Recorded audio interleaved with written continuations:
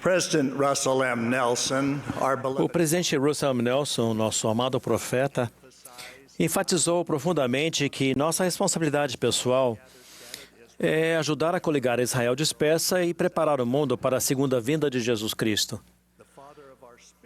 O Pai de nosso espírito deseja que seus filhos sejam reunidos em segurança no lar celestial.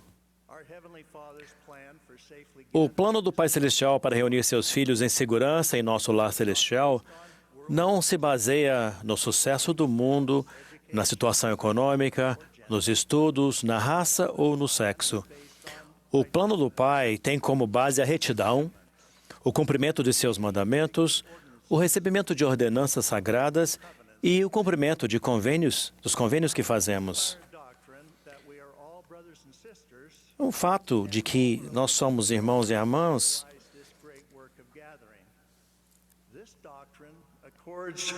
essa doutrina está de acordo com o desejo profundo das pessoas de condições econômicas diversas e que têm a experiência de uma vida melhor.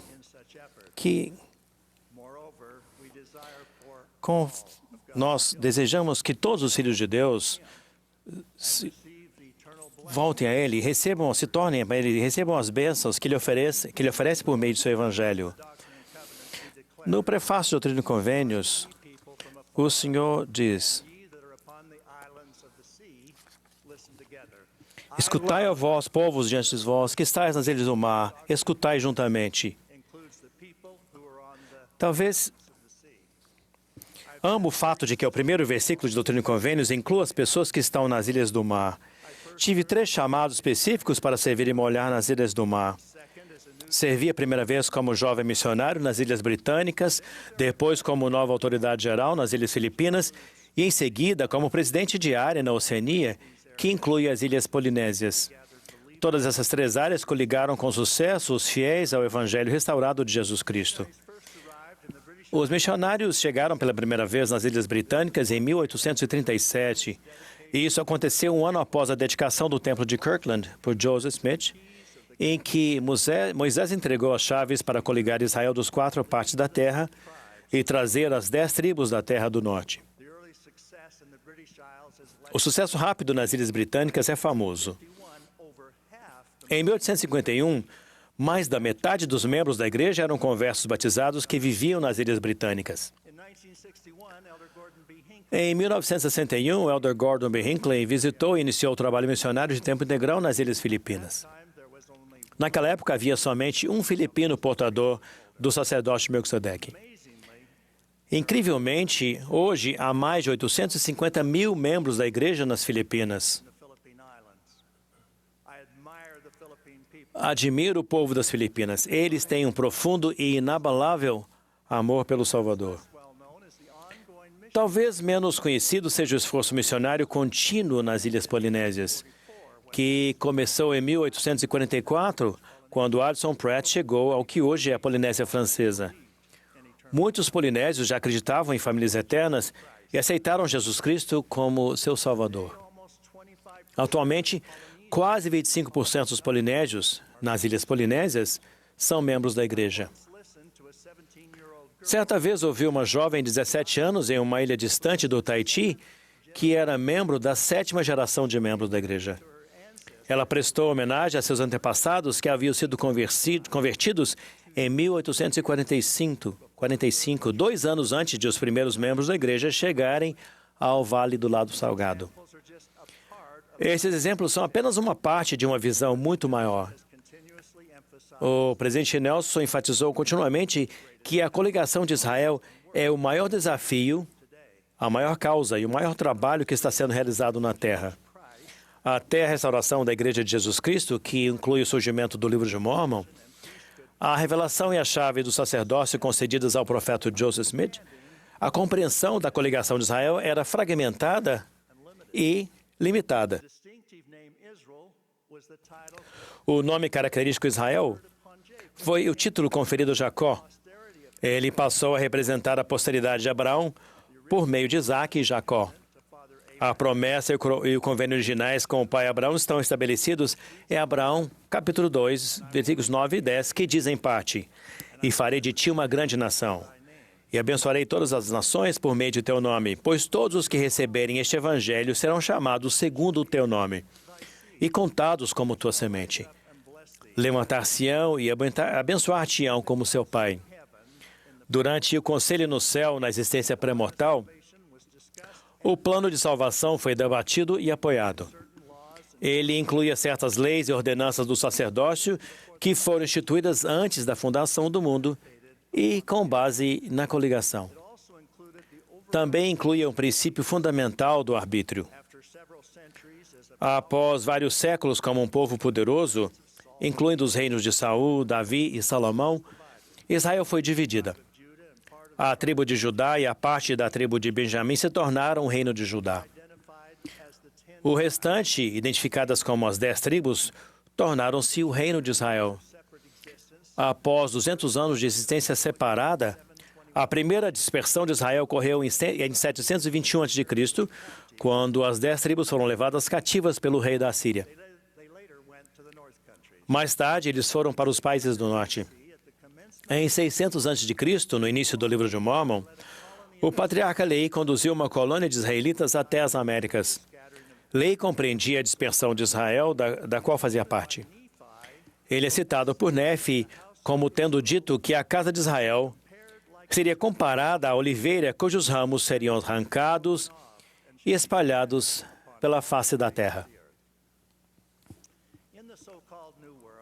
No assim chamado Novo Mundo, a história dos nefitas e lamanitas, conforme lemos no livro de Mórmon, termina aproximadamente em 400 depois de Cristo. Os descendentes do patriarca Leí estão espalhados por todas as Américas. Isso é claramente descrito por Mórmon em 3º Nefi, capítulo 5, versículo 20, que diz: Eu sou Mórmon, descendente direto de Leí. Tenho motivos para bendizer meu Deus e meu Salvador Jesus Cristo, que trouxe nossos pais da terra de Jerusalém. Sem dúvida, o ponto culminante da história cronológica de Israel é o nascimento, a mensagem, o ministério e a missão de nosso Senhor e Salvador Jesus Cristo.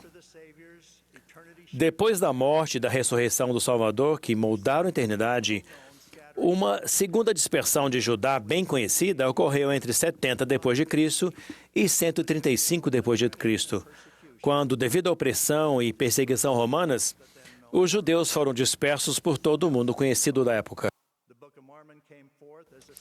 O presidente Nelson ensinou: o livro de Mórmon veio à luz como um sinal de que o Senhor começara a coligar os filhos de Israel do convênio. Assim, o livro de Mórmon, traduzido pelo profeta Joseph Smith, pelo dom e poder de Deus, é dirigido aos descendentes de Leí, a Israel dispersa, e aos gentios que são adotados nas tribos de Israel. Em um trecho do cabeçalho de 1º Nefi 22, lemos: Israel será dispersado sobre todas a face da terra. Os gentios cuidarão de Israel e alimentá-lo-ão com o evangelho nos últimos dias. A página título do livro de Mórmon declara que um de seus propósitos é o de convencer os judeus e os gentios de que Jesus é o Cristo. Com a restauração e o livro de Mórmon, o conceito de coligar Israel foi grandemente ampliado. Aqueles que aceitam o Evangelho de Jesus Cristo, independentemente de sua linhagem, tornam-se parte da Israel coligada. Com essa coligação e os numerosos templos construídos e anunciados, estamos em uma posição única para coligar Israel em ambos os lados do véu, como nunca antes, sob o plano do Pai.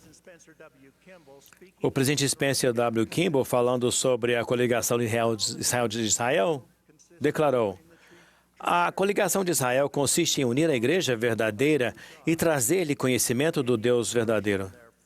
Portanto, toda pessoa que aceita o Evangelho restaurado e procura adorar o Senhor em seu próprio idioma e com os santos do país em que vive, cumpre a lei da coligação de Israel e é herdeira de todas as bênçãos prometidas aos santos nesses últimos dias.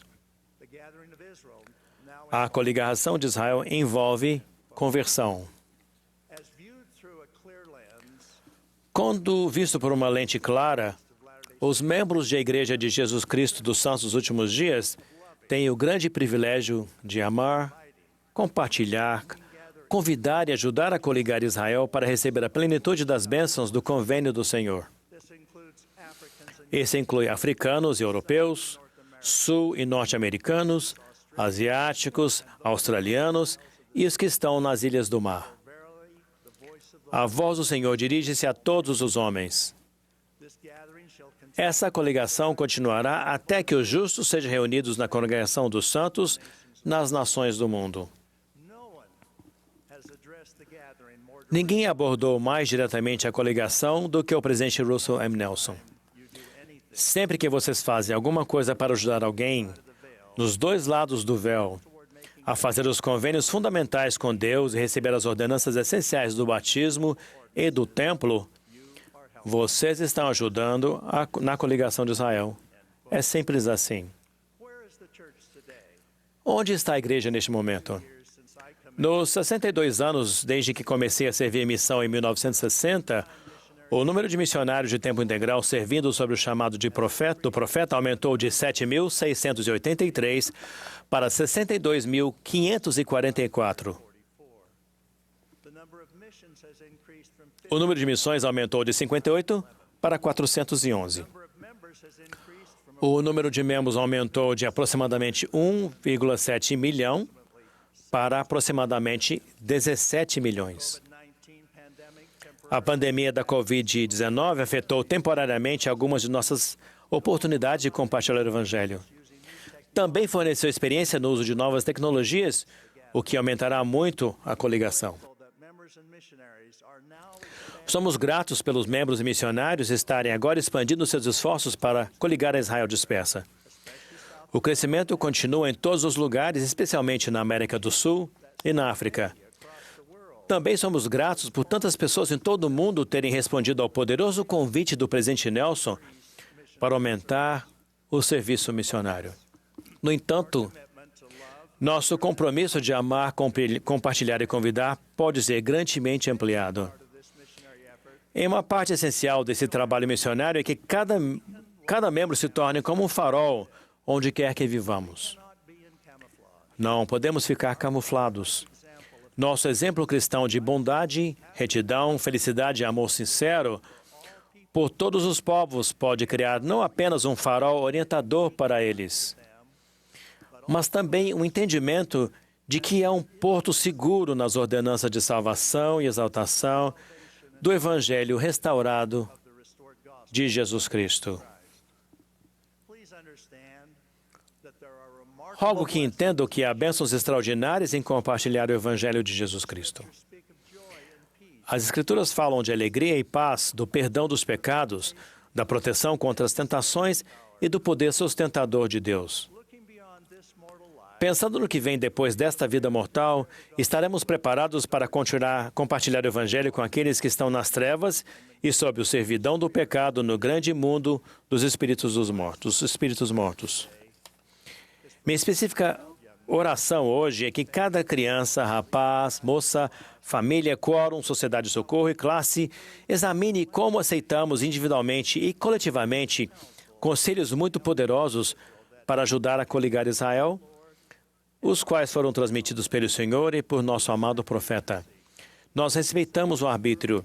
Neste mundo secular, muitos não vão atender e nem participar da coligação de Israel, mas muitos vão.